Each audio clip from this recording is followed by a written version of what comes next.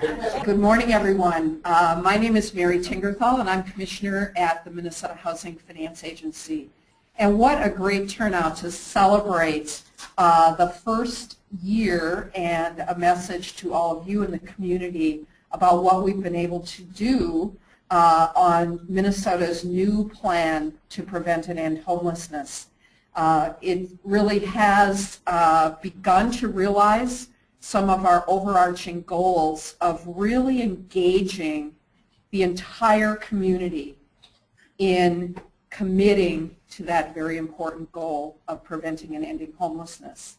And if you don't know all the other people sitting around you in the room, I hope that when we're done today, you will spend a couple of extra minutes to get to know those that you don't know, because we have a broad variety of folks here today from the funder community, from the social service community, from the housing development community, and all of you provide a very important part of making the end to homelessness a reality. So with that, I am going to turn it over to my co-chair, Commissioner Cindy Justin.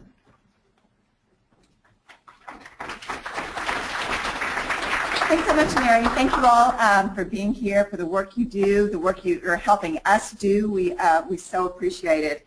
You know, I know some of you have heard me say this before, but every time I kind of step back and look at what we do at the Department of Human Services, you know, and our programs touch over 1 million people every year, and people that are often really struggling. And one of the two, maybe the thing that contribute to those struggles is the lack of housing stability. That and addiction, but that's a speech for another day, right? And we really, I think as we were thinking about the governor's budget, really tried to give some thought to that. I know just a few things that I'd like to highlight that I think help demonstrate our commitment to this is our GRH reform efforts. And I know a number of you here helped us kind of come up with this package so that we can provide more affordable housing assistance to individuals, especially individuals with disabilities. And we're also at DHS saying, okay, wait, we have now 26 different housing programs in the department. We're creating actually a housing unit so that we have a department-wide look at housing, even as we try and contribute to really a statewide look at solving the problem of housing stability. And you know, I know that kind of in the Bridges work in Minnesota Housing and in some of our own proposals at DHS around housing and supports for people with serious mental illness. We have several proposals about that Mary and I are working on closely together. And some of the other things that you know really contribute to housing instability, like child care. You know, we're so happy to have more money going to child care because we know that if parents can count on child care, we believe quality child care, not only good for the kids, but those parents are more likely to be able to have the sort of stable jobs and incomes so they can have afford the housing. So but it is really the work of so many of you all that have inspired our progress, and we have a lot more to do, a lot more to go. But thank you all for being here and for sharing with us today. Thank you, Cindy. And in the spirit of the Interagency Council, I am so delighted that we have 3 of the other commissioners from the council with us today. And we've asked each of them to just give us a couple of minutes reflection on what the work of the Interagency Council and the work on the plan has meant within their own agencies and the work that they do every day. I'm going to start by asking Commissioner Casilius to come up and talk to us about the impact of education. Well, thank you, Mary and Cindy, for your leadership on this council. This is a testament to how Governor Dayton actually does the work of the state in providing better government to the people of Minnesota is through a lot of sub-cabinets and interagency work. And Cindy and I have the privilege of also serving on the Children's Cabinet together. And, you know, these are the kinds of things that when we work together, we're able to find better solutions. And so I'm just so proud of the work that we've been able to do in the homeless area because of the way it impacts our students and generational poverty and the achievement gaps that we're seeing. And so housing is such an important piece in stable housing to students' success. And I'm going to just share a quick story with you. I spent most of my life either in public housing or, not most of my life, most of my childhood, in public housing or subsidized housing, and went to 7 different schools as a student. And that had great impacts on my learning. However, I was able through Head Start and Park and Rec Board and other great, wonderful adults in my life and teachers who believed in me and helped me, and a camp and all those other wonderful things that all of you do that help children in poverty get a hand up and to really actualize their dreams in life. So I just can't thank all of you enough for the work that you do to complement this work around ensuring children have stable housing and stable communities in which to thrive. So thank you so much. Thank you, Brenda. Next up is Commissioner Shalato from our Minnesota Department of Veterans Affairs. Thank you, Mary. First of all, I'd like to say thank you for being here. It's very, very important. The veterans community is a sub or microcosm of our total society, and we've been able to do a lot of things because we have a sugar daddy called the federal VA. And I'm serious, General Shinseki, when he became the Secretary of the Veterans Affairs, one of his priorities was ending veterans homelessness. Eric Rumdahl, who's not here, he's on our staff, is currently in Chicago presenting something that we'll be talking about here today also. But what we have found is with the veteran community and the microcosm, Eric has set a goal, Shinseki set a goal that we would end homelessness by this year, but it's been a little tougher. But right now, Eric has said we have 328 remaining days to end veteran homelessness in the state of Minnesota. Now, how are we going to do that? Is Dave Money, would you please stand up? I just need to embarrass him publicly. About face. Dave is a IT guy. He's with Minute. Go ahead and sit down there. But we were sitting there, and how can we identify our homeless? And Brad Lindsay of my staff will give you a complete brief on it. But we anticipate we'll be able to identify the homeless veterans and so forth, and depending on how we define ending homelessness, we'll be hopefully ending it by 2016. So we're very, very proud of that. We're looking at that. And everything that we're going to be presenting to you today will be made available. But the goal will be, the vision is that if you have someone who is homeless, you can go to the web and you can then put them on that web, and all the agencies that have the resources that could meet your needs would be able to identify it and then supply those needs to you. So it's something we're very, very proud of, and I think we're making some very, very good progress. Thank you. Thank you, Commissioner. And the last commissioner, some of you may say, well, what the heck does transportation have to do with homelessness? But I think the participation of Commissioner Charlie Zelli in this interagency task force has really underscored why that's so important. So, Charlie? Great. Thank you, Mary. And thank you, Cinda, and other commissioners. I'm actually thrilled to be here as Commissioner of Transportation. Ironically, I was actually at Wilder yesterday as part of the annual meeting of the Minnesota Compass metrics, where we really do measure poverty and prosperity and education and really important community-held numbers. And, of course, there's a transportation section. And the takeaway is, as I understand it, you know what? It's not about transportation. It's about the important role that transportation plays in what is most important to Minnesota. And in fact, our own kind of transportation vision is to maximize the health of our people, the environment, and our economy. And it is not lost on any of us within MnDOT that the cost of getting to jobs, the access to employment, the access to education is one of the determining factors of poverty and of challenged communities.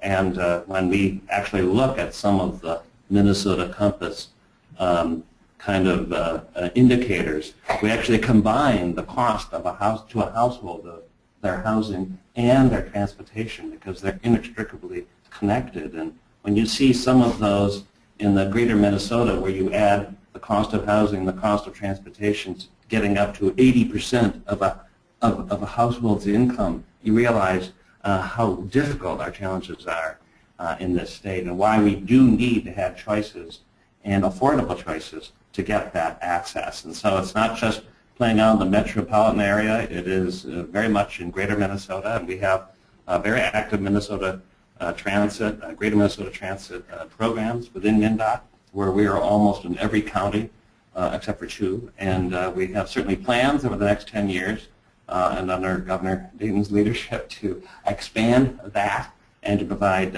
again, access to employment, which is really one of the major determinants for homelessness.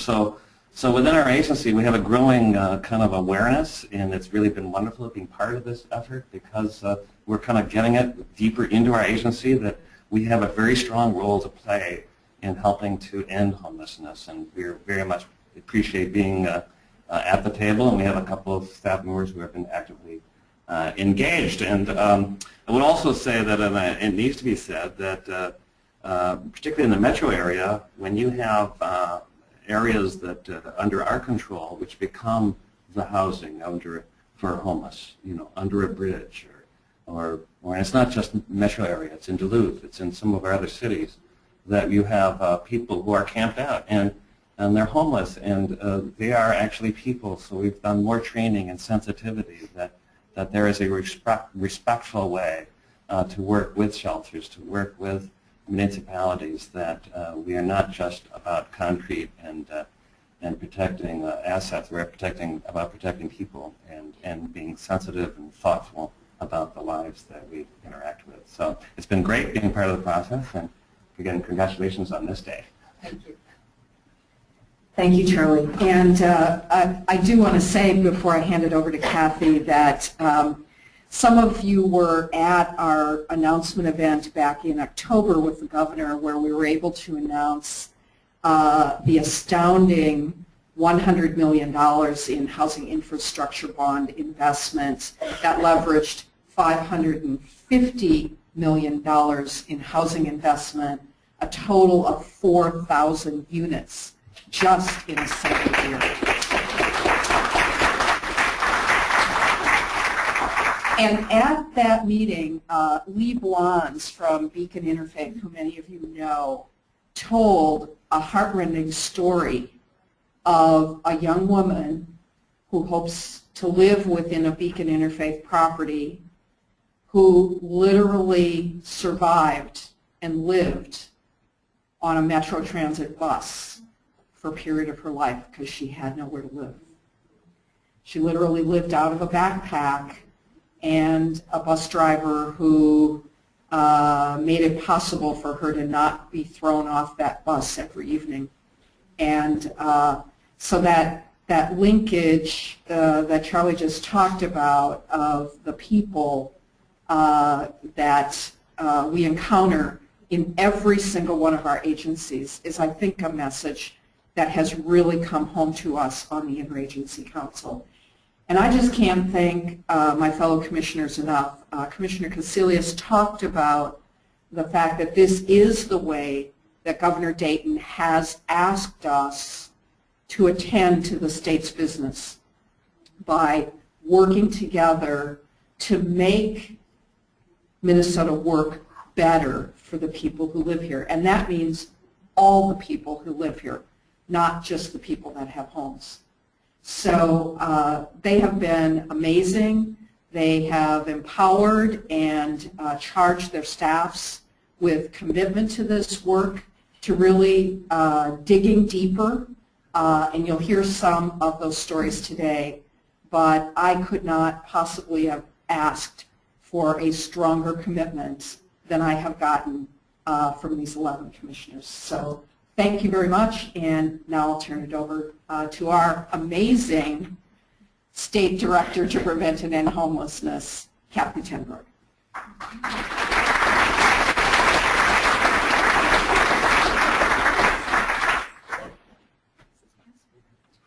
Okay, can everyone hear me okay? All right. Well, I am delighted to be here. I'm Kathy Tenbrook, the Director to Prevent and End Homelessness, and I get to work with all 11 commissioners on the Interagency Council, and it is a huge honor for me. And I just want to thank you also for your tremendous leadership in this work. You've met 5 of the 11, and I can guarantee you the other 6 are just as committed and dedicated to this and have been just as supportive. So I'm delighted. So I am grateful to all of you for being here today. Just so those of you in the room know, there are an additional 50 people on the line through GoToWebinar right now all across the state. So welcome, all of you all across the state. We cannot see your faces, but we are delighted that you're here. As Mary mentioned, we're joined by providers and funders, continuum of care coordinators, housing developers, and partners at all levels of government. And as all of us know very, very well, no one sector does this work alone.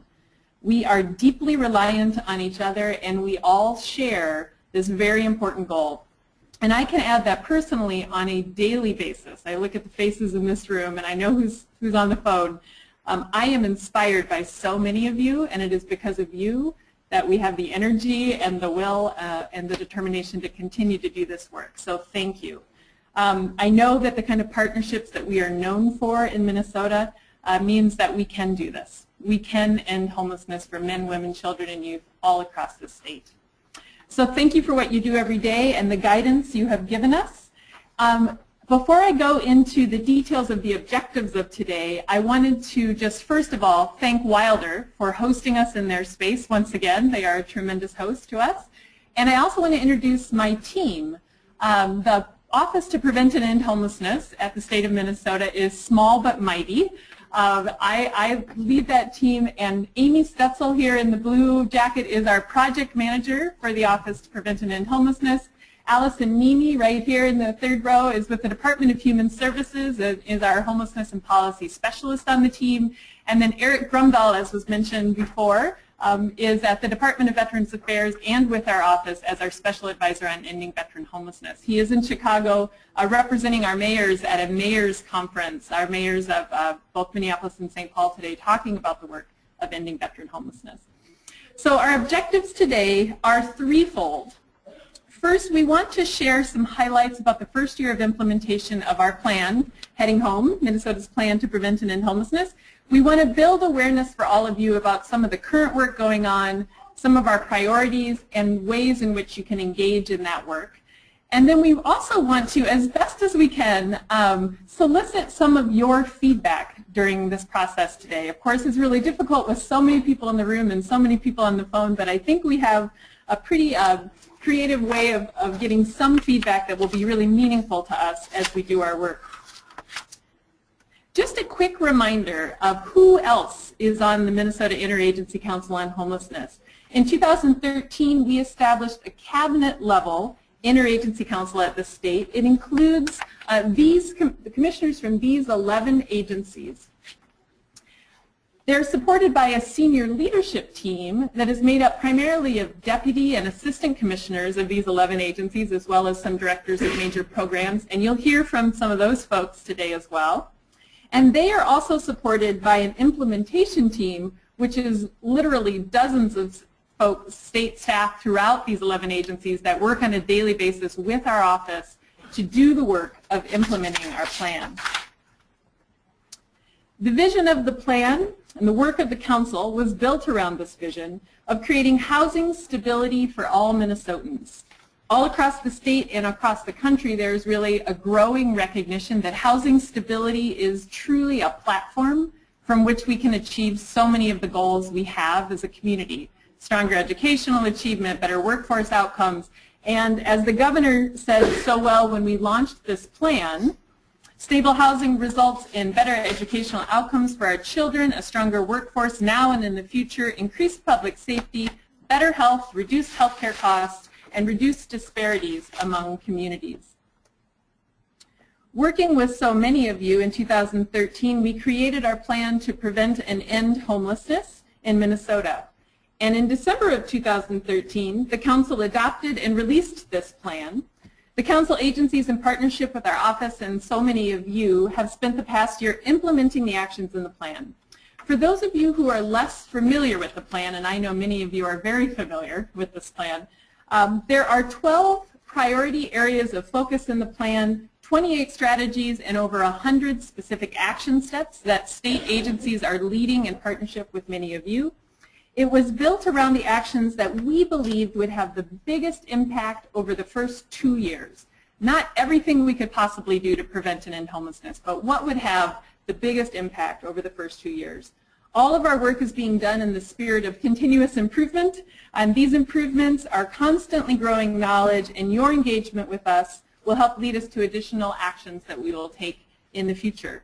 What you see here on this slide is an attempt to take the entire plan, which is 55 pages long, and then we have a link for you later in the presentation, taking the entire plan and putting it on one slide. So these are 5 broad areas of work we are focused on, and these are the areas we intend to organize the information that we will share with you today.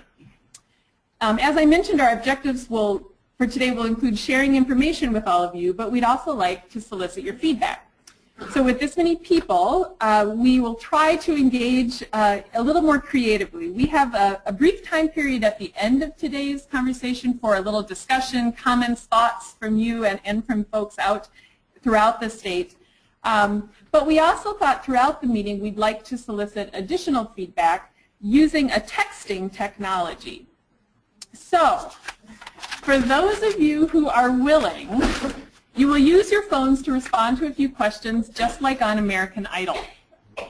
So, please take out your cell phones, but remember to leave them on silent. And this is our first test question just for fun and to get the hang of the software.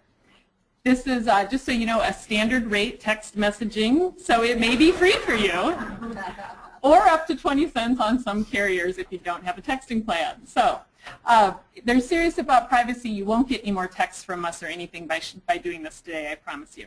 So here's a quick poll to get us started. We want you to answer this question: which TV show is your favorite? So here's what you need to do. To start a new text message, put the phone number, this code 22333, in the to line. Text the word Minnesota to that number right now. You will shortly receive a welcome message from Poll Everywhere, which is the software we're using today. After you do that, please then text your answer choice to this question, and we will start to see the answers populating on the bar screen. And Amy, do I go to the next one? Yeah. Okay. Oh.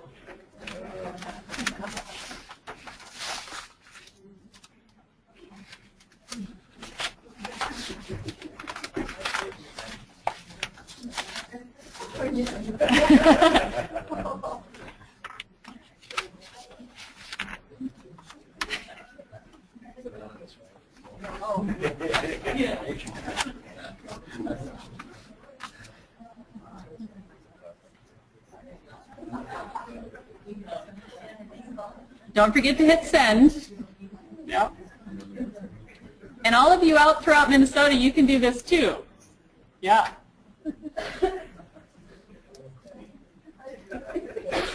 Okay, great. Well, you can see where this is going. Game of Thrones and Orange is the New Black are, almost tied. This will be very helpful information for us on the Interagency Council.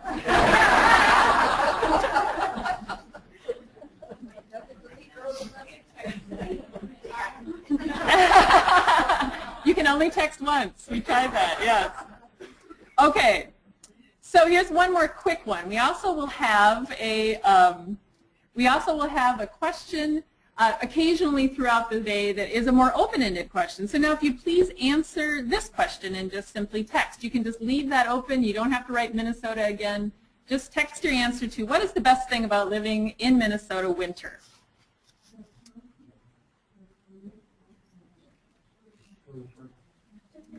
Now these answers are going to be a little hard for all of you to see, but throughout the day as we ask questions that will have meaningful information for us, we will be able to keep all of this information. I think I just saw very little go by. Staying inside, yeah, very nice. Okay, so you get the idea. This is going to work. So we will be collecting everything that comes in to our office, and that's one way that we'll be receiving some of your feedback. Okay, I know you're having fun, but we must move on. So the first major area of the focus of the plan, of course, is housing and increasing our investments in affordable and supportive housing. And as you heard from Commissioner Tingerthal, one of our most significant highlights of the past year was securing over $100 million in bonding to create and preserve 4,000 affordable and supportive housing units across the state. So it was a huge deal and very much a result of so many of you in this room that made that possible. So thank you for what you have done.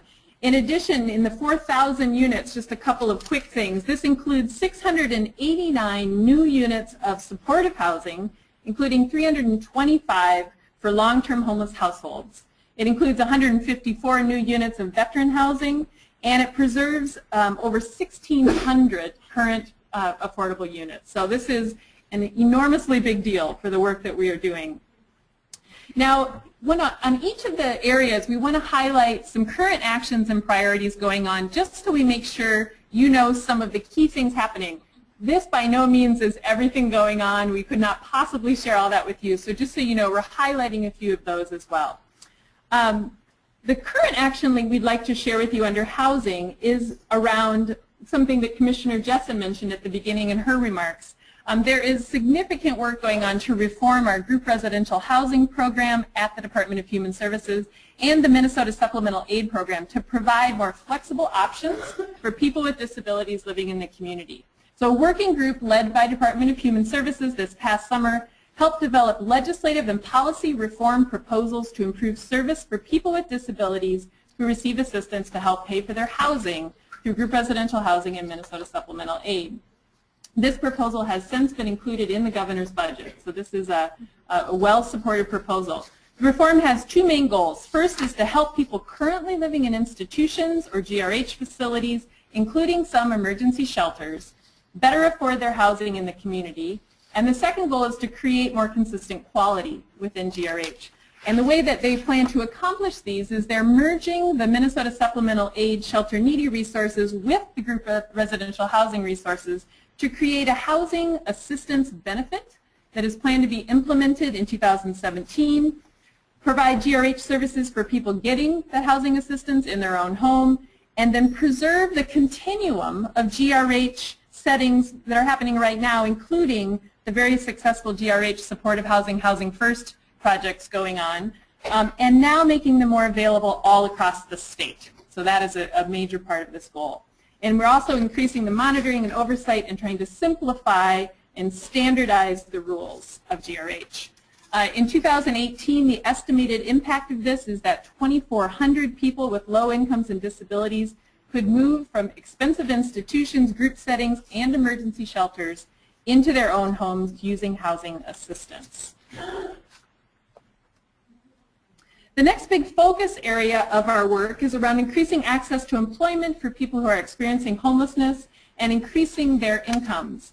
We're going to highlight two pieces of work today: work to improve workforce training, employment programs, and education programs, and increasing access to mainstream systems such as child care and mental health services.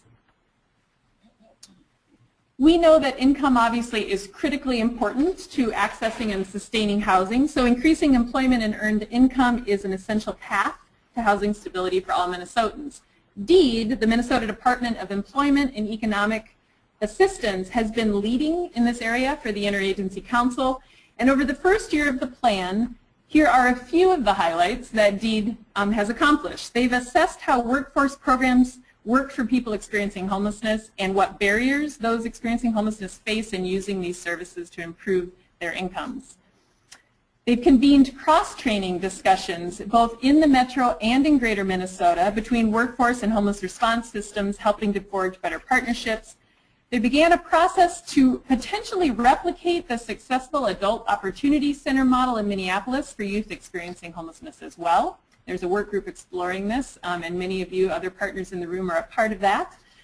They provide data systems to actually track homelessness status within the DEED programs, They submitted a proposal to expand Minnesota's Supplemental Nutrition Assistance Program, Employment and Training, otherwise known as SNAP EMT, thank goodness, through a federal RFP, and used the proposal development to shape a broad expansion initiative for the program that they launched in December called MinSNAP Connect. And you'll soon be hearing just a little bit more about that.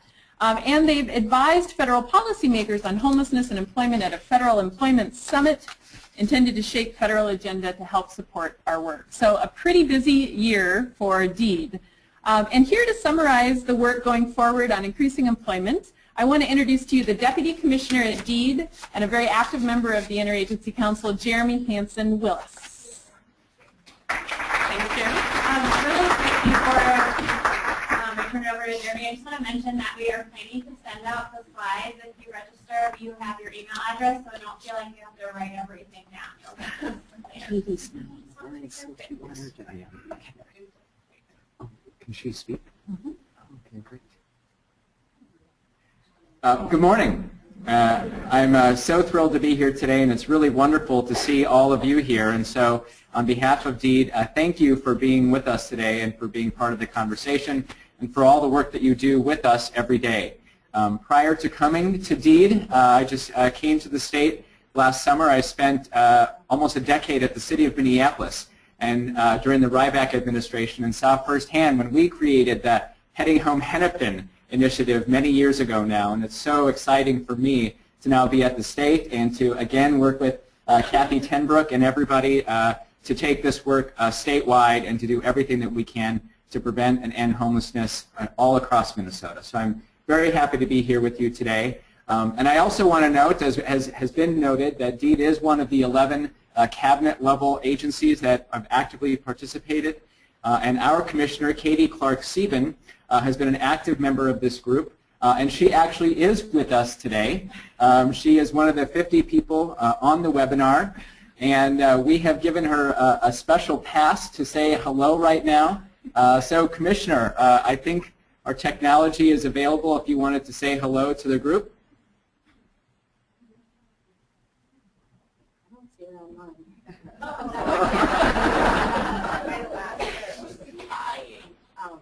No, I don't see her online, so okay. I can't unmute her. So she's on the phone somewhere. She was just 2 minutes ago. So, Commissioner, if you're listening, we're with you in spirit. For those of you who may not know, Commissioner Clark-Sieben is expecting twins soon, and she is currently on doctor-ordered bed rest. And so she has been working diligently from home, attending the Interagency Homelessness Cabinet meetings via phone and webinar, and continuing to conduct our work. But I think it's important to note that because we really want you to know how seriously we take this work, how seriously the Commissioner takes it, and our entire team at DEED. Yet she texted me, as this meeting I'm allowed to be staring at my phone. She says, I am on the phone.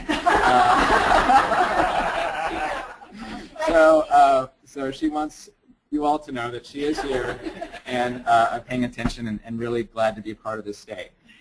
So thank you. And with that, I think I'll just dive in because I know we have a very tight agenda today, and we have so much good news and progress to report about the work that we've been doing at the Department of Employment and Economic Development. And clearly, part of helping people acquire and maintain housing and stable housing is ensuring that they have a job and that they can be personally independent and self-sufficient to not only get housing, but keep housing and provide for themselves and their family. And so we are very happy to be a part of this effort, and we know that we have an important role to play. As Kathy said, there are some key initiatives that we have been working on this year, and the first and was most important is to assess our own system. As you know, we have 48 workforce centers all across the state that are places that people can go to get job training and job counseling and help to find employment. And we needed to make sure just how adequate or how capable our workforce centers were to address the issues that people experiencing homelessness face. So we're doing a very thorough assessment of all of our programs and all of our workforce centers, and ultimately we'll be providing training and technical assistance to our job counselors and our staff to make sure that they are fully ready and able to care for and serve and help people experiencing homelessness get into employment. The second thing that we needed to do was to work with our other nonprofit partners in the homelessness community and the housing community. We need to better understand the experiences of people experiencing homelessness, and we also need to ensure that those of you who work and live and breathe in homelessness and housing every day understand our system in workforce development and the workforce centers. And so as you work with folks, to be able to guide them and direct them to the proper services and programs that we have available that people often always don't know about. And so doing this kind of cross-training and these discussions between the workforce world and the housing and homelessness world has been so important. Data, with our new Workforce One system, we're now able to much better track the people that we are serving and what happens to them to ensure that they not only get the housing and support that they need, but they get the employment and the career credentialing and the laddering that they need. And that kind of data collection is so important. And then fourthly, what we are very excited about is our work in very close partnership with the Department of Human Services on SNAP E&T. We know that this population has been not receiving as good of employment and training as they could, and we are so excited to not only submit a very large multi-million-dollar grant to the USDA to bring new resources to Minnesota, where DHS and DEED would work together to dramatically expand employment and training services to people in SNAP. But through that partnership, as Kathy noted, we thought, well, what if we don't get the grant? What else can we do together? And it really generated a lot of conversations and ideas to look at other federal matching dollars that we can bring to Minnesota to provide employment and training for the SNAP population. So we're very excited about that. As we look ahead to 2015, obviously our work does not come to an end, and all of these efforts will continue. But in addition to that, the other part of 2015 that's really exciting for those of you who are in the workforce world is we have new federal legislation which guides much of our work and provides the bulk of funding for workforce development here in Minnesota. It used to be called the Workforce Investment Act, or WIA, and last summer the President signed into law a very bipartisan piece of legislation called the Workforce Innovation and Opportunity Act, or WIOA. So it's a reauthorized, slightly renamed legislation that provides us a lot of opportunities. We have been waiting for many years to have the federal legislation and funding to be reauthorized, and we're very excited about this work, in particular because the law recognizes the need for individuals experiencing homelessness as a specific population confronted with barriers to employment. It calls that out specifically. And the law calls on us to reinforce our workforce development systems to specifically help people with significant barriers to employment through updated performance expectations that remove performance disincentives for those with barriers to employment. One of the challenges of the old WIA law was that it really disincentivized the more challenging cases and encouraged our system to work with the easier cases to get increased numbers and more people into employment. And we know that performance metrics often drive the work that we do, and it's a really exciting part of the law which will actually encourage us and track us and motivate us to deal with the challenging cases of populations who have more barriers to employment as our particular area of focus. And also the law increases local coordination and flexibility to meet the needs of these unique job individuals. And so we're very excited that the new law is passed, but it's not yet been implemented. And so we will be working here in Minnesota over the next couple of years to implement this law, but we think it really presents us with a lot of opportunities.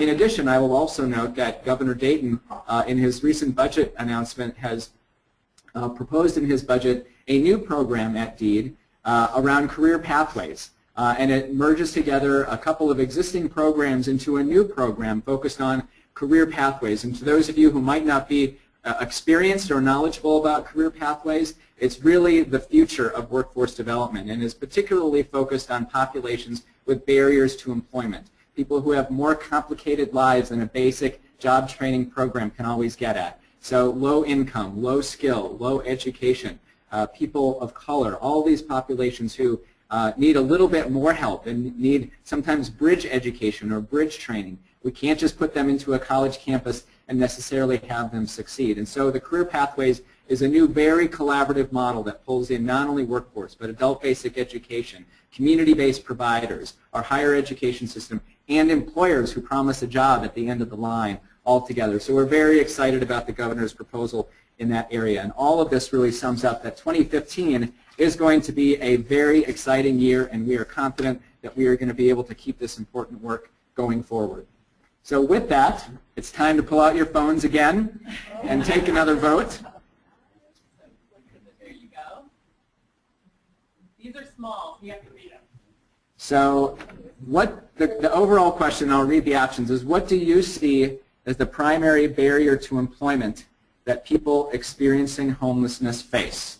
First option, not enough job vacancies. Second, not enough employment services for people experiencing homelessness. Third, challenges establishing motivation, follow-through, and the right mix of skills. No, sorry, Jeremy, read the ones off the, there you go. Oh, sorry. It's a late minute revision. So, A, not enough job vacancies. B, not enough employment services. C, rules for programs that create disincentives for working. D, employer recruitment and selection processes that screen people experiencing homelessness out. And E, the skills gap between people experiencing homelessness and the jobs available. No, you don't have to type Minnesota again. So you just have to type A, B, C, D, or E. 2233.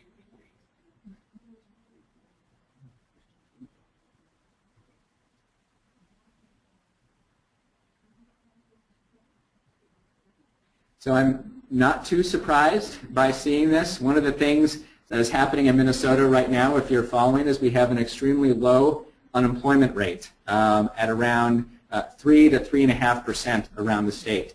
And so there are many, many job vacancies. And so the availability of jobs right now, unlike just a couple of years ago, is a very different situation right now. So it's obvious that that is not something that's really a barrier, that it really has to do with the bottom three, the rules and performance metrics, as I mentioned, the ability for our selection processes that unnecessarily screen people out. One of the priorities for us at DEED has been to work with our employers, not just to make sure our workforce system it helps people with barriers to employment to the best of our ability, but at the end of the day, these folks are employed by businesses, and we need to make sure that employers are not unnecessarily weeding people out because they have experienced intermittent employment, or they've had a large gap in their employment, or they don't have an address, or they have a criminal history. These are the kind of populations that sometimes get unnecessarily weeded out, and you correctly pointed to that as well. And the skills gap. And one of the reasons why our focus on career pathways is it ensures that we just don't provide any old training to folks, but we provide training for jobs that are in demand in our economy. And through our Labor Market Information Office, we can track very closely the jobs and the occupations and the skills that are in demand right now, and the Career Pathways effort will allow us to be able to target those job training programs much more closely to the needs of the market, so that when someone exits a job or a training or a credential, that they know there's a job waiting for them at the end of the line. So a very smart room here, and clearly you are on top of it. So one more question, and then I'll hand the microphone back to Katie. This is an open-ended question. So it's more like the "what do you love about winter" example. So in light of all the opportunities ahead of us that we've talked about so far, but specifically to employment, what do you think are the most important ways that the workforce system can support people experiencing homelessness? You've got to practice your Twitter skills today and keep your answers short. But as you think about words or brief phrases, what do you think are the most important ways that our workforce development system can support people experiencing homelessness?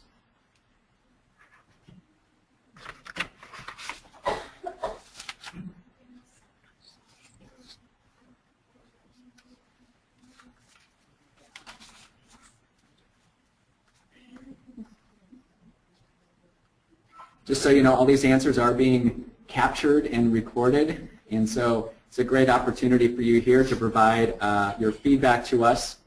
These are great answers. They're coming in so quickly I can't read them all. But thank you again for being here today. Thank you for your feedback to these questions. We really appreciate your partnership together with you. Looking forward to have a great rest of our meeting this morning. But as these answers come in, you can see them for yourselves, and I'll hand the microphone back to Kathy so we can move on with our morning. Thank you very much.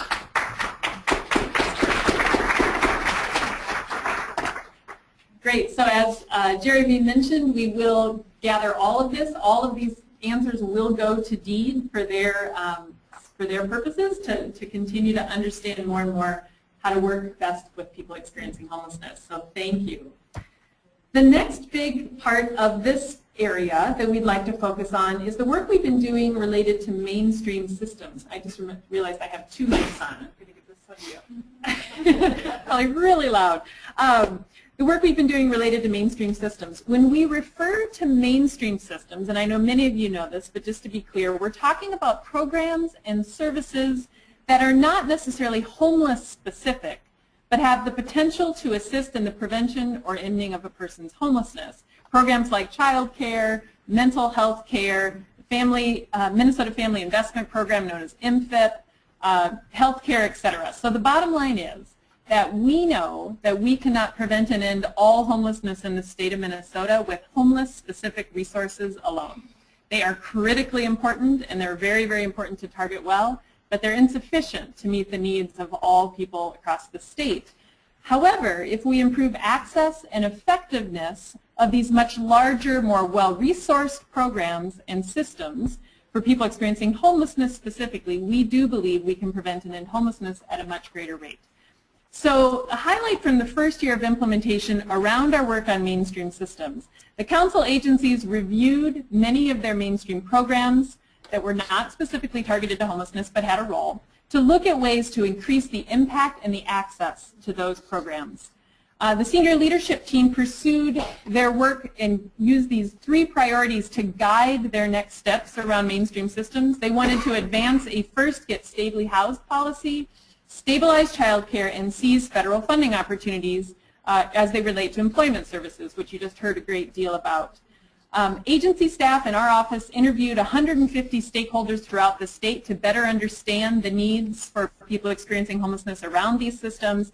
We identified many cross-cutting areas of work, 50 very specific program opportunities we could tackle, and we've been analyzing and working with those ever since. The priorities identified were used as a starting point for budget options that we brought to the commissioners and the governor's office. We are also looking at low-cost, no-cost ways of improving our systems and making them more accessible for people who are homeless. So the current actions, while specific mainstream programs are being analyzed and targeted for very specific areas of work, the council also created a set of what we are calling foundational service practices.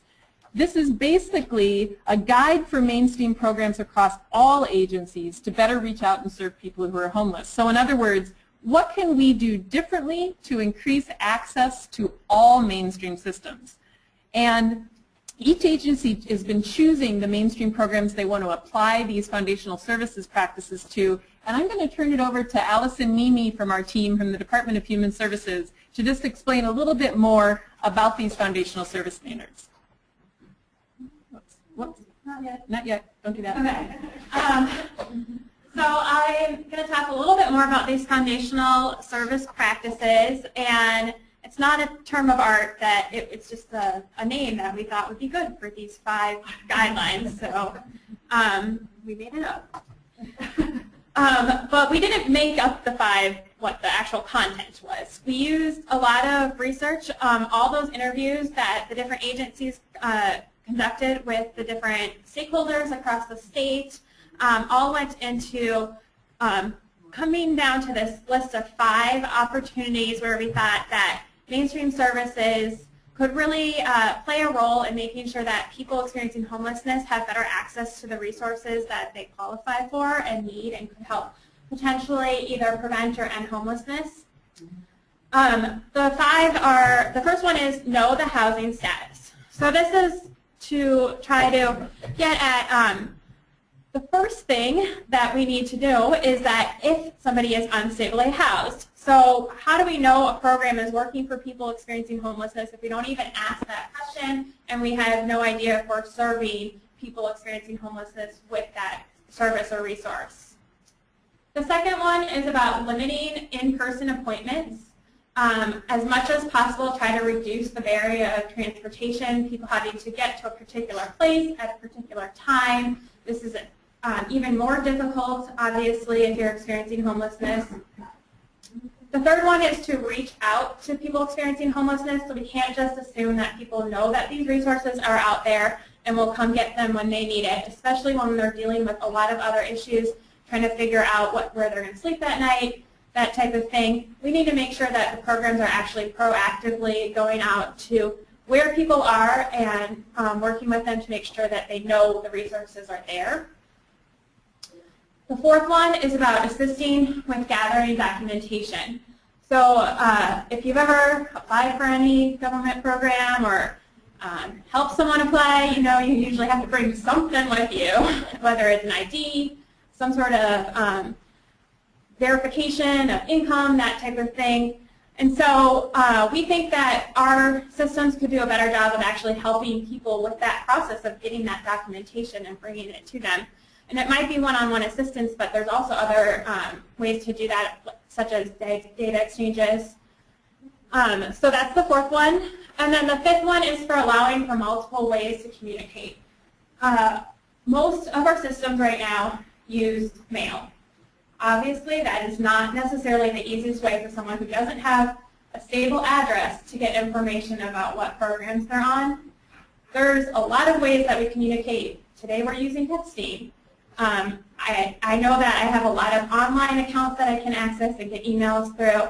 How can we do a better job of using the technology that we have available and using those for our mainstream programs to help people access them better? So what we've done is we came up with these 5 foundational service practices. We chose 10 different programs, and they're from all different agencies. So it's not just Department of Human Services that is doing this. We have almost every agency in the Interagency Council chose a program to review. And the first step was to just take a really high level, how are we doing on these service practices? What do we know about how well we're doing with these, and where can we improve? So we shared those at our last actual Interagency Council meeting. And then the next step will be to come up with a plan of how to address some of these issues and where we gaps where we think we could be doing better. So the plans might be around getting more information. Honestly, for some of the programs that we looked at, we don't even know if these things are happening because a lot of them are happening on the ground. And some counties or agencies do things differently. You might have noticed that. So sometimes we don't know how well these are being carried out.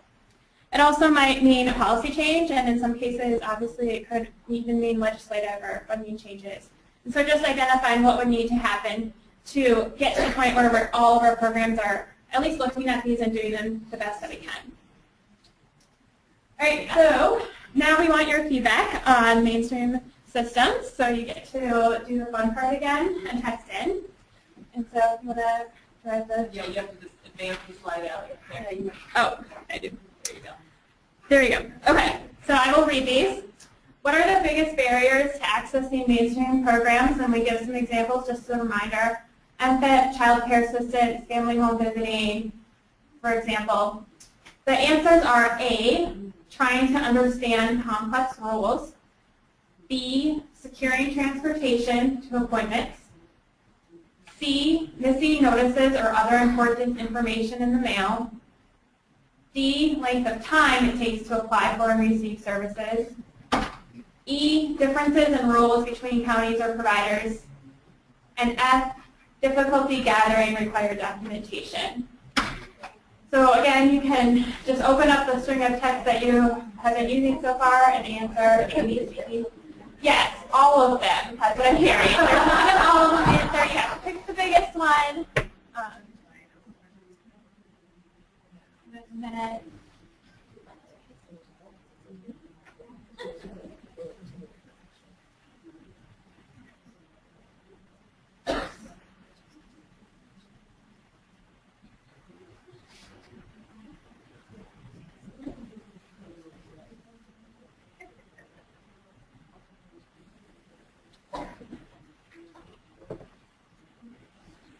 So it looks like the top ones for right now are difficulty gathering required documentation. I think that's a really important one, and I think that there's a lot of different creative ways that we could go about helping people gather that documentation and keeping track of it. So if you're homeless, you might not necessarily have a place to keep your documentation, so that's the other thing we've talked about with this is there a way we can help people store important information so they're not worried about losing it? And if you lose it, you have to go back and try to get it back somehow, your identification, for instance. It's even more challenging if you don't have a place to keep it. And then length of time to apply for and receive services is the other one that seems to be a big issue. So, thanks. All right, let's move on to the open-ended one. This one is, what other ideas do you have? How could mainstream programs do a better job of reaching out to people experiencing homelessness and providers? So if you want to just text in a short phrase, a couple keywords. Longer than that. Yeah, it's okay. It'll catch up.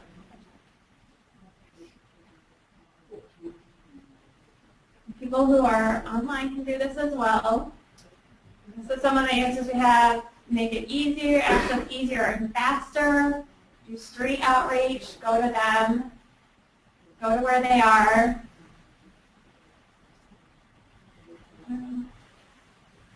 Give homeless cell phones, outreach at shelters, reward progress with real cash incentives, neighborhood embedded services.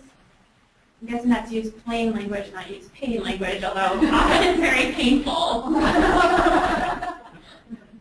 Co-locate services, go door approach, go to where they are. A lot about where the actual services are located. All right, I'm going to turn it back to Kathy.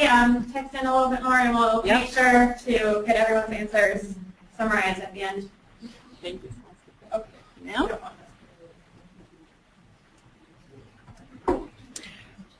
Okay, we have 3 priority areas of focus under the header effective use of services. And so quickly I'll go through a couple of these.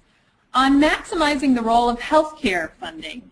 As some of you know, we in Minnesota have been innovators in this space, and some of our efforts were recently highlighted in a federal review by the U.S. Department of Health and Human Services on how to best leverage healthcare to end homelessness.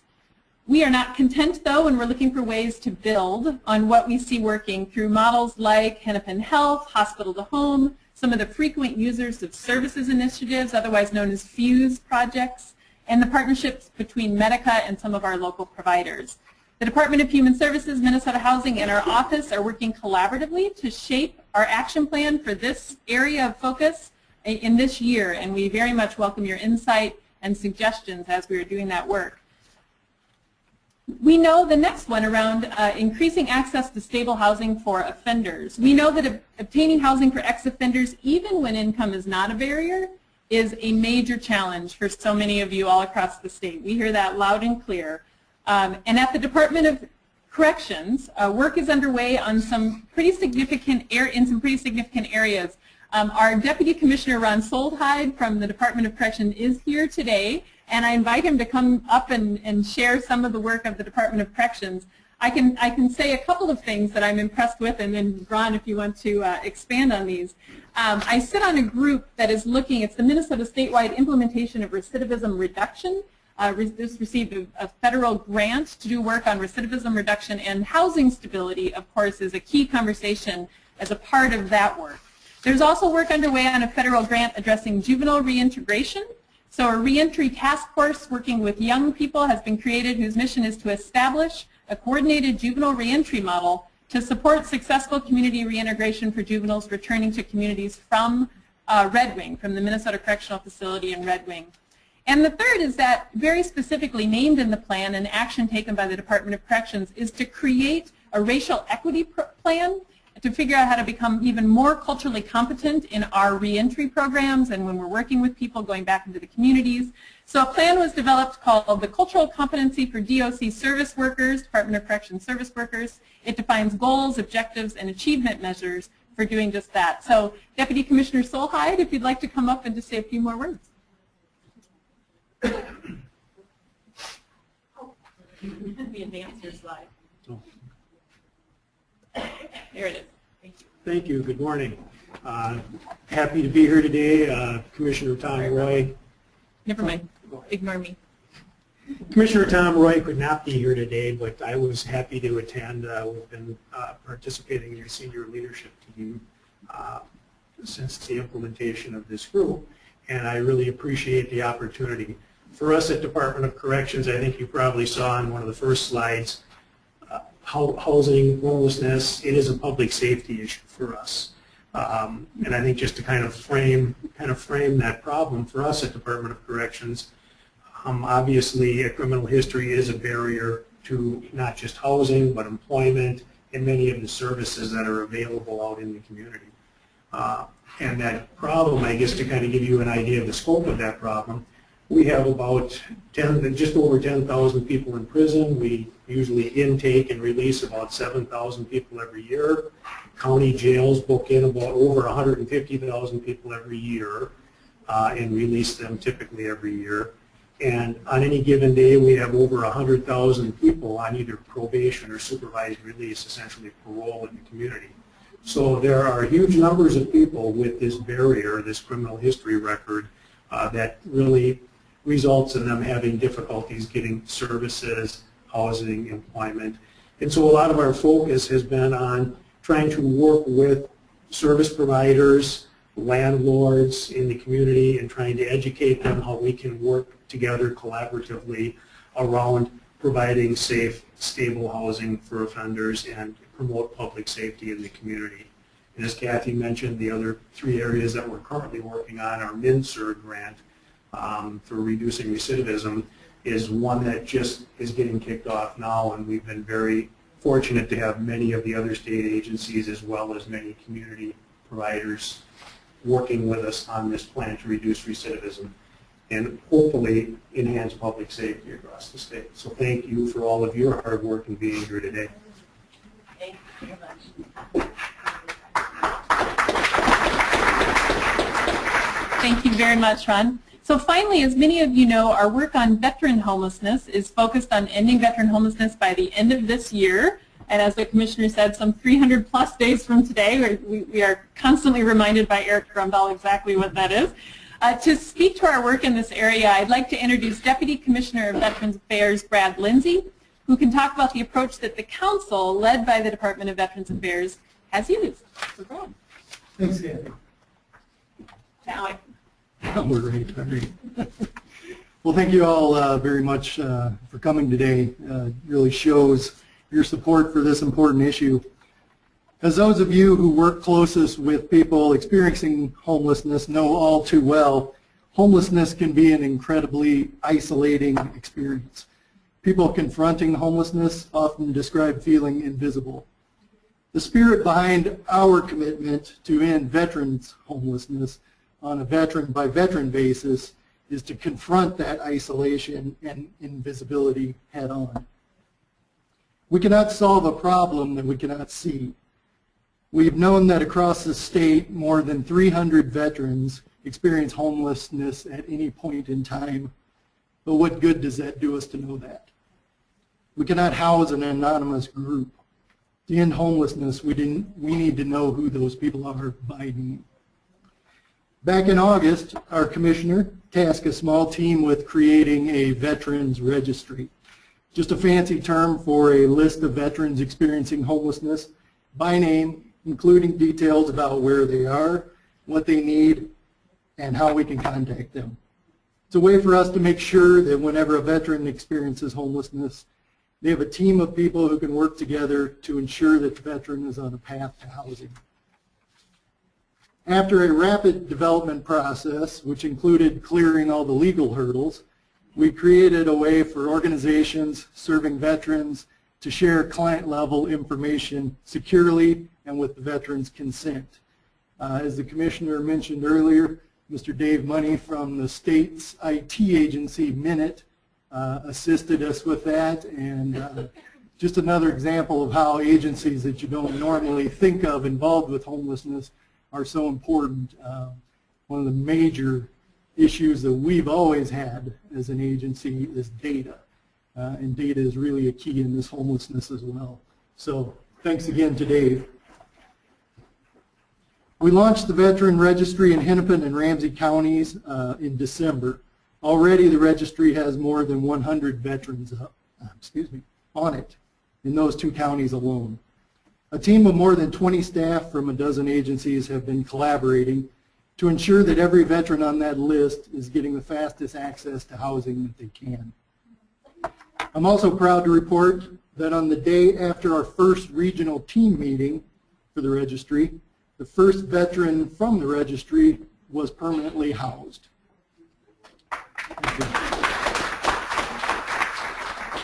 In January, timed with the annual point-in-time count, we made the registry available statewide and are now in the process of rolling out a team approach that works in greater Minnesota, where many communities may not have the same concentration of veterans, but still need access to the right combination of resources for the veterans they identify.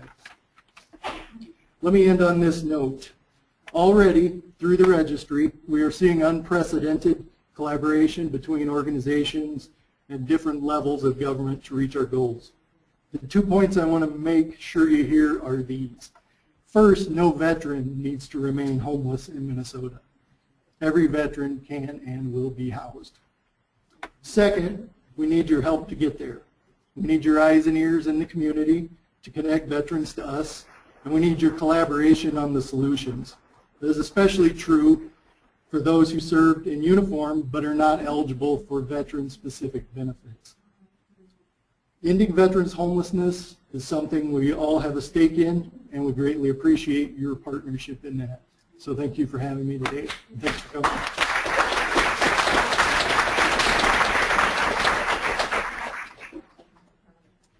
Thank you very much, Brad. I think one of the things that excites me so much, well, there's many things that excite me about everything you just said, but one of the things is that with veteran homelessness, this is absolutely achievable, and we're really on our path to reach our goal. And I think it gives us that proof point of what we need to do to apply the same kind of vision and strategy and coordination and collaboration to other populations experiencing homelessness as well. So thank you so much for what you're doing. Okay, our next area of focus, we're going to turn to education, children, and youth. There are 3 areas of work in this section that we would like to highlight today. First, our work to improve transitions for youth exiting foster care. The Department of Human Services received a federal planning grant to conduct analysis and assessment intended to inform us how Minnesota's child welfare systems can best identify and respond to youth at risk of homelessness.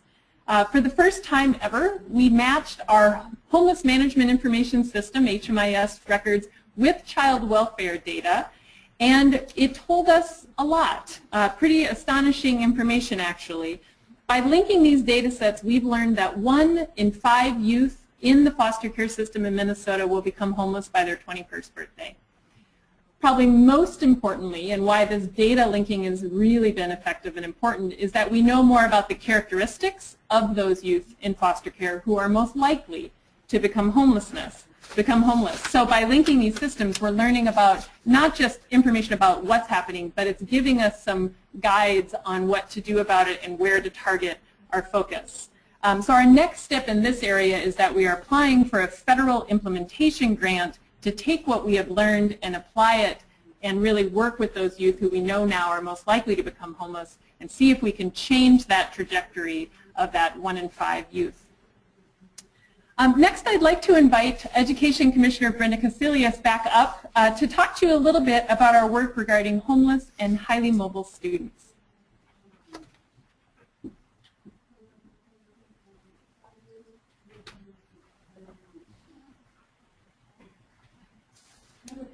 Almost good afternoon for everybody here. We maybe need a stretch.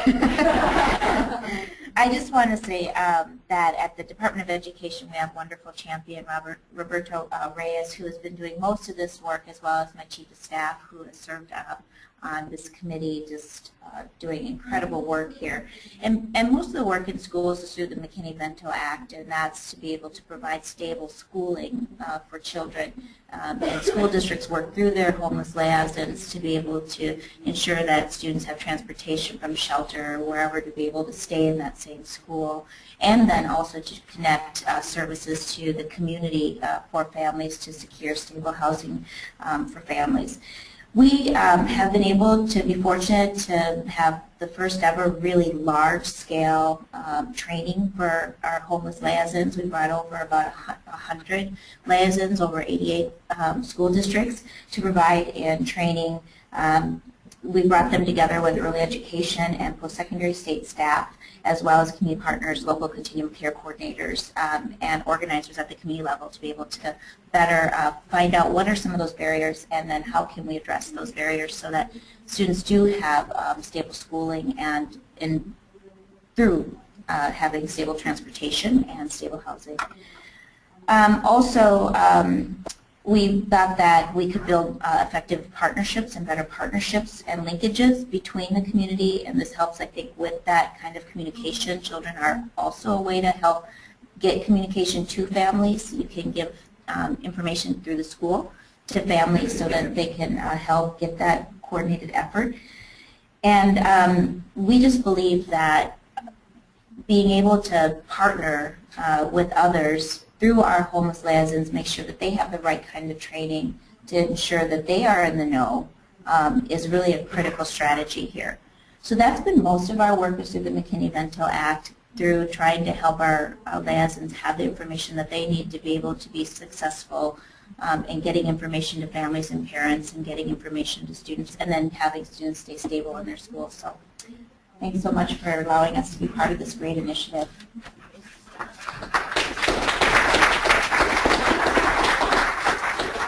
Thank you, Commissioner. And just to echo, so I was at this training of school liaisons throughout the state, and it was really a tremendous day, and I just want to thank you so much for the partnership in creating that training. It was not just a training about here's what the law says and here's what you as school liaisons need to know. It was a training about here's all of that, and we were collectively introducing those school liaisons to the partners within their own communities to better understand who to go to, who to partner with, how to really connect those children and their families to services all across the state. So it was a wonderful event, and your staff were tremendous. So thank you very much. Another agency that is deeply engaged in the Interagency Council is the Minnesota Department of Higher Education. And we are not only concerned about our youngest students, but also with the success of our students in higher education, and heard a lot when we developed our plan. We had a task force that was specifically focused on that group of homeless emerging adults. And this was an area of focus for that group, saying that we need to do a better job of supporting those emerging adults through their education to make sure that they can succeed. So we know that one of the surest ways out of homelessness for those youth is to ensure they get a strong education, stay in college, and complete their program of study. And I don't know how many of you know Commissioner Poggemiller, but he is all about that, completing study, being successful in higher ed, and making sure that those students can succeed. So as part of the state plan, the Department of Higher Ed has been working with many higher ed institutions to try to improve the identification of homelessness of those students, of their student body. And so in June and again in October of this past year, the Office of Higher Ed convened higher education staff, elected officials, students experiencing homelessness, nonprofit partners, K-12 homeless school liaisons, and government staff on the barriers and needs of students in higher ed who were homeless. The forums are really being used to help shape protocols for better identifying and engaging students experiencing homelessness in those institutions. We had discovered as they did their analysis that only 7 of 84 higher ed institutions that we looked at were actually identifying homeless students and then trying to provide specific services to them. So we've got a ways to go, but the commitment is there to make that happen. Okay, Now you cannot stretch because we do not have time, but you can stretch your thumbs. So here's your first question. Now only answer these if this is really applicable to you. There may be some of these that don't make sense, and that's fine. Do you know who your local McKinney-Vento school liaisons are? That's the first question.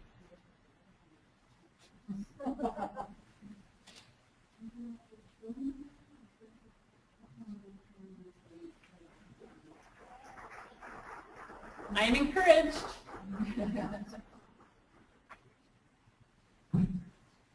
Those of you throughout the state on the phone, on the GoToWebinar, hope you're answering these as well.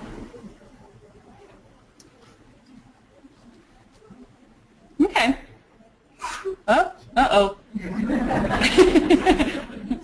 Go back down. Okay, so we still have a little work to do there. Whoa, okay. We're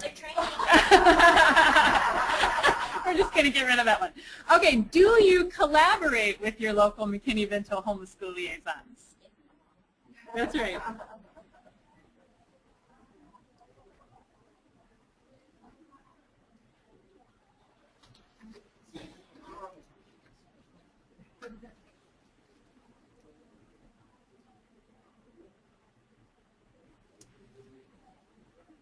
Okay. So this is very similar to the last one. Makes some sense there. So if you know who they are, chances are you may be actually collaborating with them. So that's good. And then this is a question that we will then make sure that the Department of Education receives all the answers to this question, and our office, of course. How can we support your collaboration? If it already exists, how can we support it more? If it doesn't exist, how can we support, make it happen, to make it happen?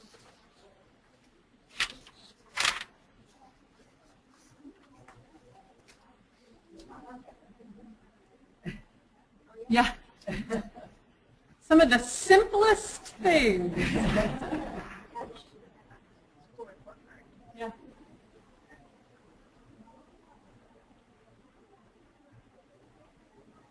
Liaisons are busy, absolutely. I don't know if everyone knows this, but many identified homeless school liaisons, this is just a very small portion in many cases of their job. They are full-time jobs on top of this.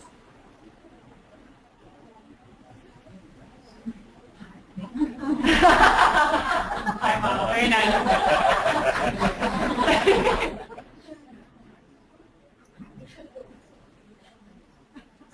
Lots of good feedback here. And okay, make your job easier if we could just get housing for all of those. Well, this is great. So we will, just like all of these, of course, as a reminder, keep them coming in. We'll get all of this information to our partners at the Department of Education.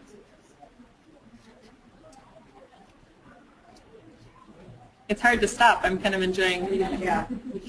Yeah, we should go though. Okay. See them later. Yeah, that's right. We will look at them all later. So our final section that we want to give you some information about today is around targeting resources. There are many, many things we could highlight here, but we just have time for a few. So targeting resources is obviously about making sure that we're making the best possible, most strategic use of the resources that we have available to us.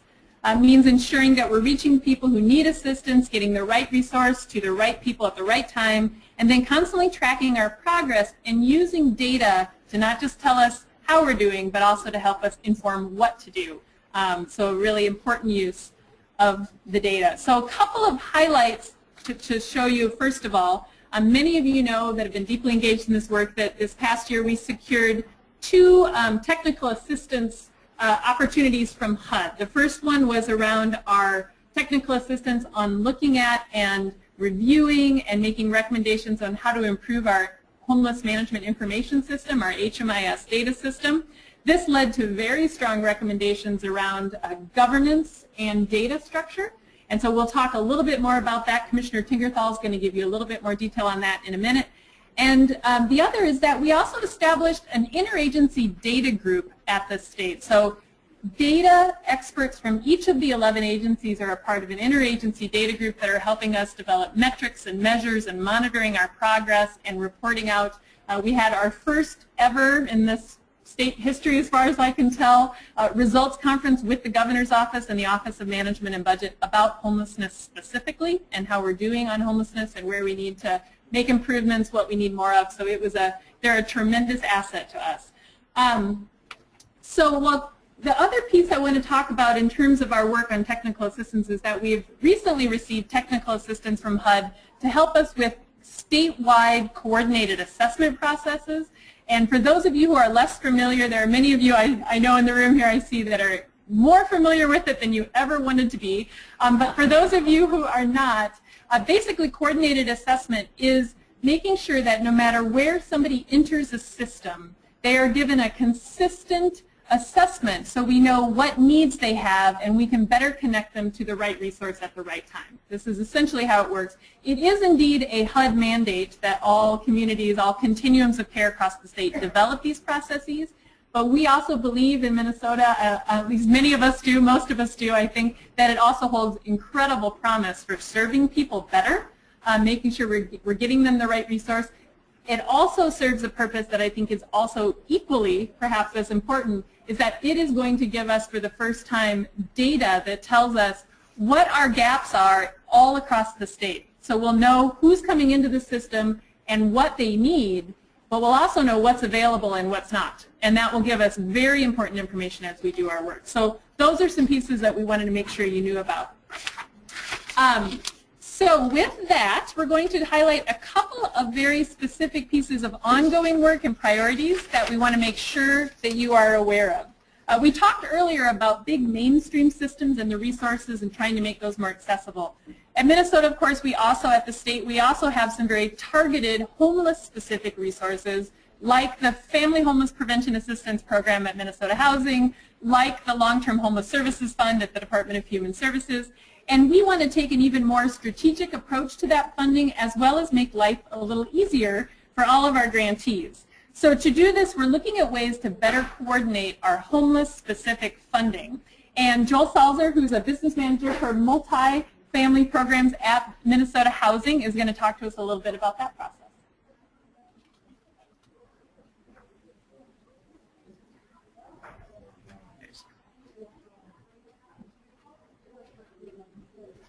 Thanks, Kathy. So as Kathy mentioned, what this target is really a challenge for us to work better so we can be better partners with you guys. As much ease and fun as it is to work with the state agencies, sometimes we think we can do a little bit better. So we convened a group of us together and we created some guiding principles in which we would discuss how we could make ourselves better and better partners for you all. These came from the feedback from you as grantees, so I hope that we captured them correctly or at least got some of the prioritized ones up there.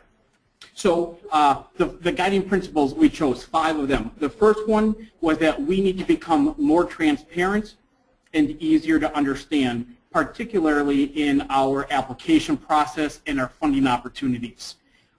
For those of you who have engaged with us over a number of years, I think one of the things that you'll be seeing in RFPs that are being released as recent as January last month is that we've instituted a plain language review team.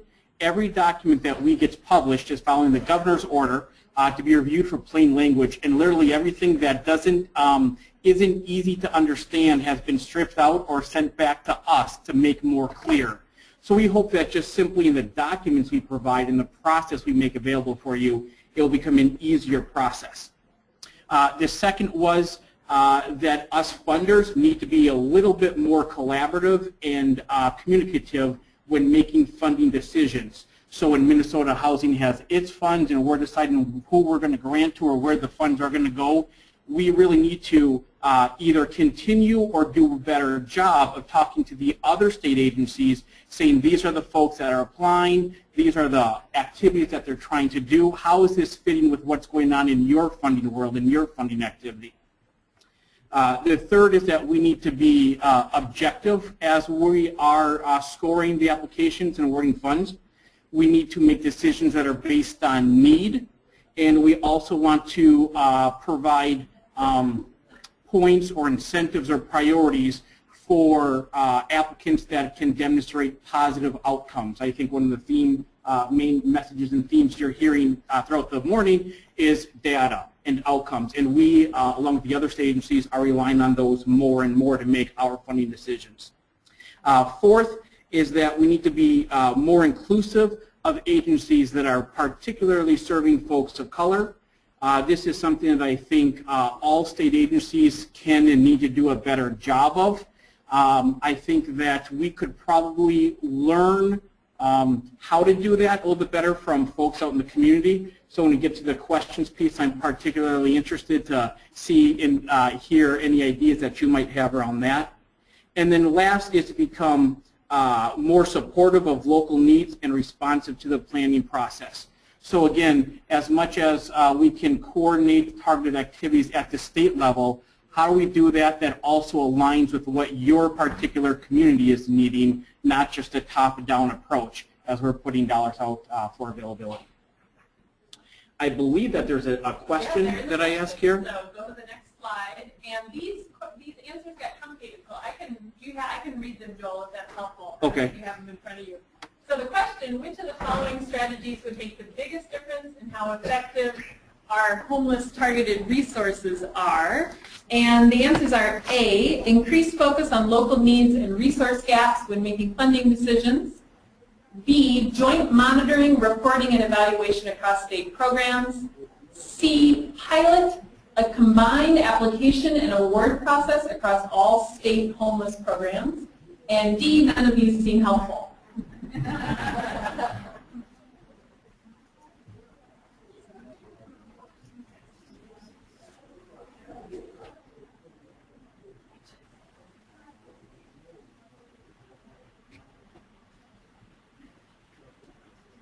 Of course, I get stuck with the question if it's truncated.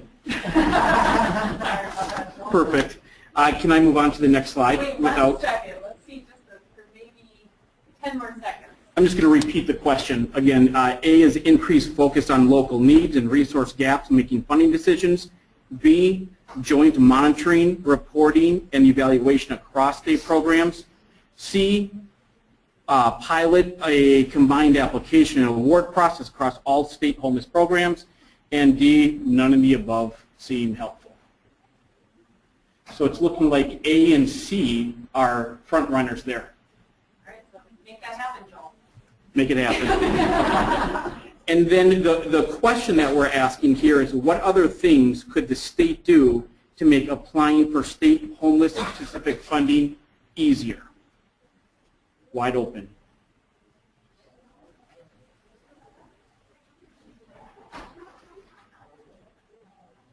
So what other things can the state do? How else can we be a better partner with you?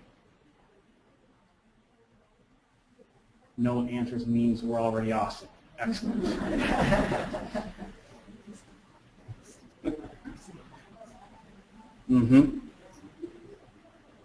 Online, less cumbersome process, transparent, more money. Money. Well, the legislative session is active right now. More broadly than LTH needs. That's a increase in voice we're hearing out there. Online, increased funding. Lighten up on the rules. Okay. Rural areas? All right, good. Very good. All right, thank you. Thank you, Joel. We're going to have to move on for now to the next section here. So you'll see it bolded down there, the next current action and priority we wanted to mention is this co-facilitating conversations with communities disproportionately impacted by homelessness. One of the priority areas in our plan states that because racial disparities represented among people experiencing homelessness are unacceptable and undermine all other efforts to reduce disparities and close the achievement gap, we will, in partnership with culturally specific communities, including tribal nations, prioritize funding for efforts most successful at improving housing stability in communities disproportionately impacted by homelessness. So in September, my office met with all of the state councils. They're also on the Interagency Council Senior Leadership Team as well. The Council on Asian Pacific Minnesotans, the Chicano Latino Affairs Council, Council on Black Minnesotans, Minnesota Indian Affairs Council, and the Minnesota State Council on Disability. And we talked with them about how to best engage with all of the different communities that they represent to bring their voices to the table. One of the outcomes of that meeting was to schedule culturally specific community meetings this year and to bring key state staff from the various interagencies, council agencies to those communities to talk with them about what homelessness looks like in their communities and really learn from them about practices and ideas and suggestions and access issues that would be most important to those communities. So we'll be doing that this year. And we wanted to bring up our Assistant Commissioner of Health, who serves on our Leadership Council as well, to talk a little bit more about this priority. So I'd like to introduce Manny Munson-Regalat. Thanks, Karen. On behalf of Commissioner Ed Ellinger, I want to express my appreciation for being given a chance to visit with you all. So the mission of the Department of Health is to protect, maintain, and improve the health of all, and if I could boldface my statement in my words, all Minnesotans. And in looking at our state, it probably wouldn't surprise you that we are, for the most part, a fairly healthy state. Based on the last United Healthcare rankings, we are 6th, now from 3rd. When you poke behind or lift the hood on what is keeping us from being number 1, because in our modest way, we Minnesotans want to be number 1, what we notice is that this health in Minnesota is not evenly distributed. There are some remarkable gaps between our white and non-white populations. So being a health department, you go, okay, we have an issue here, right? We're responsible for all Minnesotans' health. What's some of the drivers there? Now, one of the things I've learned about working at the health department is we're not just scientists, but we are also storytellers. So part of our story is talking about what actually drives health. It wouldn't surprise you that healthcare is a pretty key determinant in driving health. But it may surprise you, or maybe not this room, that the places where we live, recreate, the social connections we have, our employment status are just as important, if not more important, in driving our health outcomes. And health is defined, as we view it, as not simply the absence of disease or infirmity, but a state of complete physical, social, and mental well-being. So pretty aspirational our point, right? And having said that, we recognize these other determinants. That's the term we use. I like to call them, the places where we live, the people who we hang out with, the food we eat. Those are just as important as the healthcare delivery system. So let's talk about homelessness as a factor in driving health, right? Probably wouldn't surprise you that homeless people are at higher risk for infectious disease. Probably wouldn't surprise you that homeless people have a higher rate of injury, substance abuse, untreated chronic conditions. It might surprise you that even when you cure homelessness, that the mere incidence of homelessness in your life, we're looking at childhood exposure to homelessness, elevates your risk factor for disease down the road. So as a public health agency, we care about, yes, treating people who are sick, but trying to keep people from ever getting to a position where they are engaged in or have chronic conditions. And when we think about that, those gaps in access or ability to have the opportunity to be healthy are disparate in our state, it won't surprise you that last year we published a report called our Advancing Health Equity Report. And that report made our work with this interagency initiative that much more meaningful and fruitful.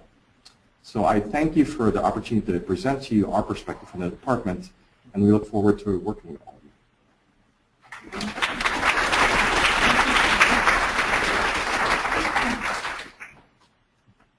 So information for Manny and the Department of Health.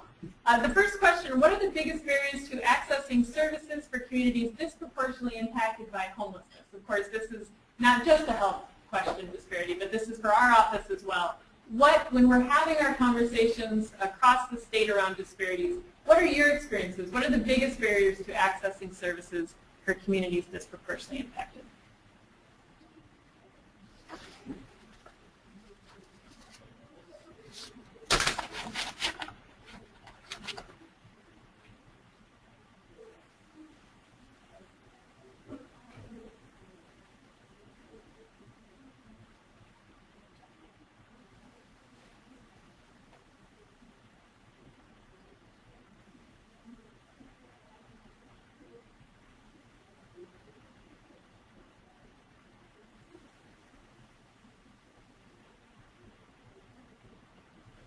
We will give this information to our transportation commissioner as well.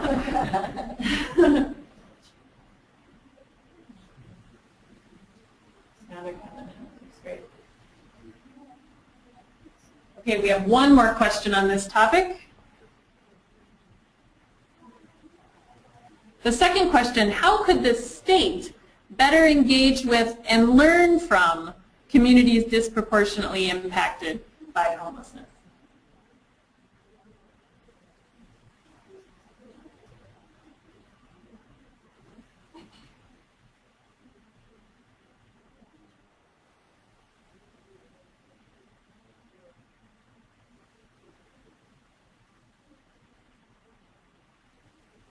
I'm hearing a lot of talk to them, go to them, be there, listen.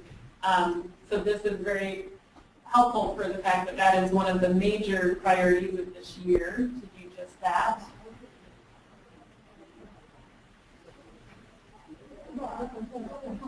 Listen, listen, listen, hire them. Yep, utilize those experts. Great. Well, as those answers continue to roll in, I would like to bring up, once again, Commissioner Tinkerthal to talk about the final area of focus for today's conversation to update you, and it is on implementing our homeless management information system reforms. This is the perfect way to end. And it's just, yeah, it's exciting information, people. Okay, Mary. Thank you, Kathy. And we are, I promise you, on the home stretch. And I'm really impressed to see how many people are still here after all of this very detailed information. But I hope what you're walking away with is some really clear examples that when we're faced with something as daunting and sometimes as confounding as ending homelessness, that the only way we can really do it is for us to identify bite-sized chunks and to task people to work on those bite-sized chunks. And I think you heard today about a couple of examples, really compelling examples, where data was at the heart of making those bite-sized chunks within reach. The most compelling one you heard from Brad and Commissioner Shalato about ending veterans' homelessness. And I think I can speak for both of them by saying that without the registry, we probably would not have taken up that challenge. They're both nodding, saying yes. It's all about being able to connect with people one by one, not as statistics, not as aggregate clusters, but one-on-one. The other compelling story about data was one that Kathy talked about, and that is the linkages of data at levels where there was never a chance that confidentiality was going to be breached, but where connecting data actually told us the really troubling story that 1 in 5 kids who leaves foster care is going to be homeless by the time they're 21. And that really frightening statistic has really mobilized the people working on that bite-sized chunk to really find some solutions for how we do a better job of working with kids that are leaving foster care. We're not there yet on either of those bite-sized chunks, but we have made huge progress because we have data to tell us where to focus. This is all about targeting resources. We are never going to have enough resources to end homelessness and have everybody stably housed unless we use the resources we have in the most effective way that we can. When I came here 4 years ago, at one of my very first meetings of my senior leadership team at Minnesota Housing, we were looking at a funding request for the portion of the homeless management information system that Minnesota Housing pays for. And being the eager new executive at Minnesota Housing, I wanted to know a little bit more detail. And I came to understand very, very quickly that the homeless management information system as it existed 4 years ago was one of the most maligned, detested, reviled, I've got the right audience here, government programs that anybody, it would not take more than mentioning those 4 letters to get a reaction. And so we started to scratch below the surface, and when Kathy came on board 2 years ago and had our first meetings with the senior leadership of the 11 state agencies, one of the absolute #1 items that came up on the list was the lack of data, the lack of ability to tell whether our programs are making a difference or not. And so I've taken it as a little bit of a personal campaign that before I leave office, that the homeless management information system in Minnesota will not be viewed as just something you have to do to get federal money. Yes, that's important. And that's been a driving factor behind HMIS for a number of years. And that is necessary, but it is not sufficient, and it's not enough if we're going to actually use information to help us target our resources to end homelessness. So I just want to commend all the people, I know many of them in this room, who have worked over the last 2 years as we've gotten federal dollars from HUD to help us with strategic assessment of HMIS. There's been several working groups that have met regularly for over a year after a major gathering, I think it was last January, to figure out, okay, what are those bite-sized chunks we need to fix and make more useful the HMIS system. So we have 2 very important things to announce, and one is that the governor did recommend dollars within the budgets of Minnesota Housing and DHS to take some of the first important steps about building out the next steps in the agenda, the technical agenda for improving HMIS. And the second is that at its January board meeting, with the help of all the continuums of care and the working groups, we presented to the Minnesota Housing Board of Directors a proposal for a new governance structure for HMIS, which will take the form of a specifically appointed task force, which is actually an official task force of Minnesota Housing. We've never had one before, and we established it. I will literally be signing the papers this afternoon to legally create this task force, and we will soon be making the appointments of people who have been recommended by the continuums of care and many in this room. They will take over governing this system. Not that there haven't been people running a governing group, there have been, but this will give a structure that I think the people who built it feel will give us a much stronger ability to manage this program on an ongoing and an innovative and collaborative basis. Thank you. The second thing is there's been and I won't go into the details, those of you who know the details know more than you want to about this, but there's been kind of this confusing world of HUD's programs in HMIS that has ended up with the Wilder Foundation, Wilder Research, serving both as the administrator of the system and as what's called the lead agency, which is sort of the main contact with HUD. And that's put them in a very difficult position where they sort of had to wear two hats that were sometimes in conflict.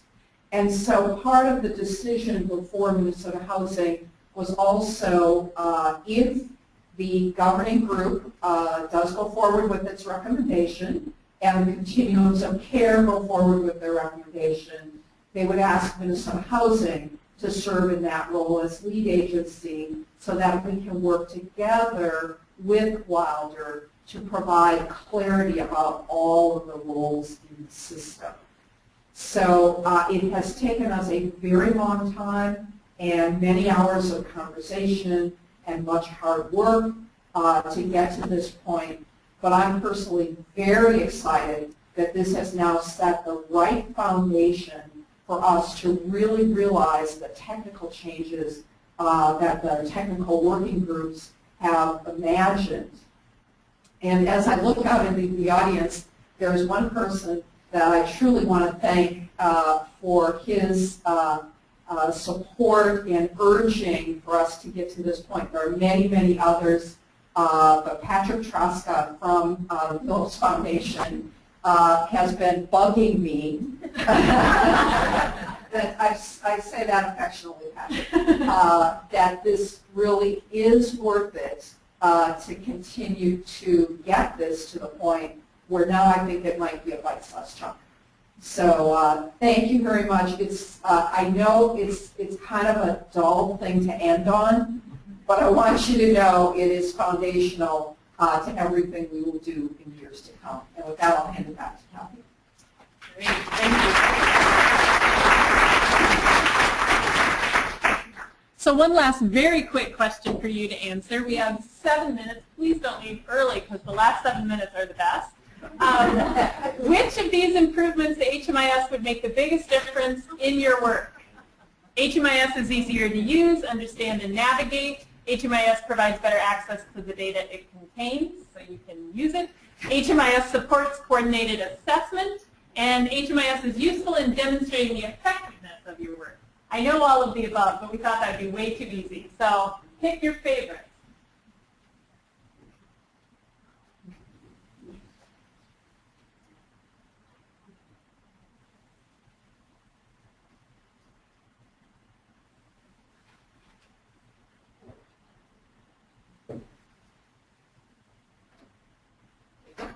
All of the above.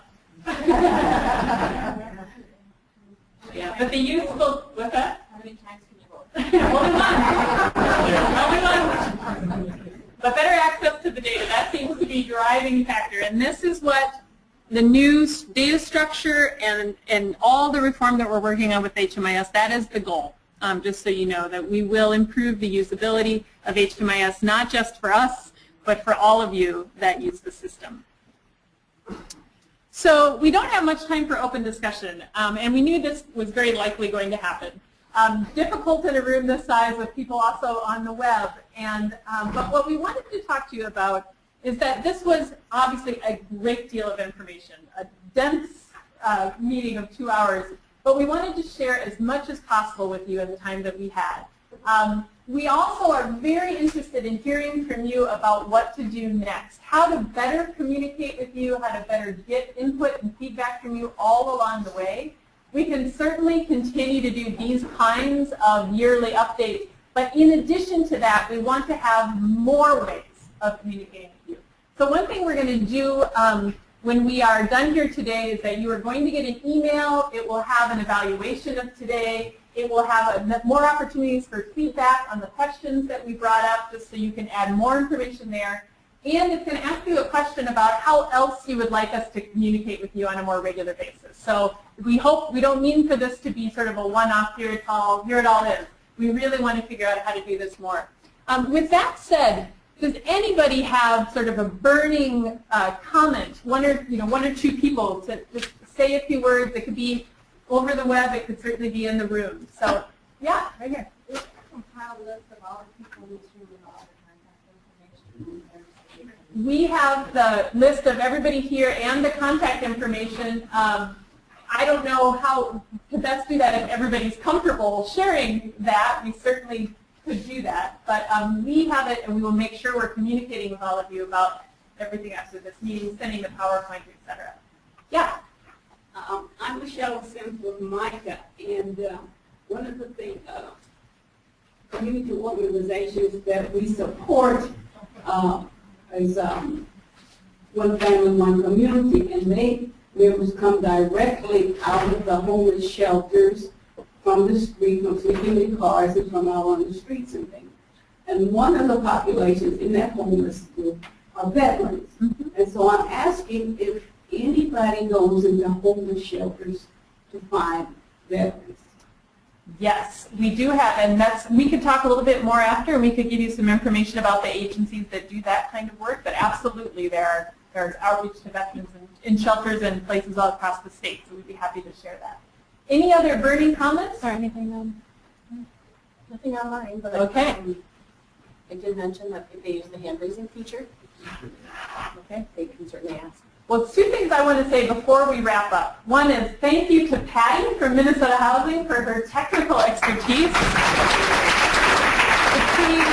Patty, Allie, and Amy, we somehow pulled off something that I just thought was going to be technically impossible, but they convinced me, and it was great. I also really want to thank, there were funders in the room, some of them have left, some of them are still here, that are a part of a group. It's the Heading Home Minnesota Funders Collaborative. It's a group of 17 philanthropic agencies that have been invested in the work of this statewide plan to prevent and end homelessness, and they have been tremendously helpful in accelerating everything you've heard today. So I want to leave our contact information, and I want you to know that we are very interested in hearing from you at any time about anything. And like I said, we will be sending out this information, and I beg of you to please respond to the email that comes out that will give us a better sense of ways we can continue to communicate with you between large annual meetings like this. So thank you very much for your time. We greatly appreciate you being here. Thanks everybody on the phone throughout Minnesota, and have a great rest of your day. Thank you.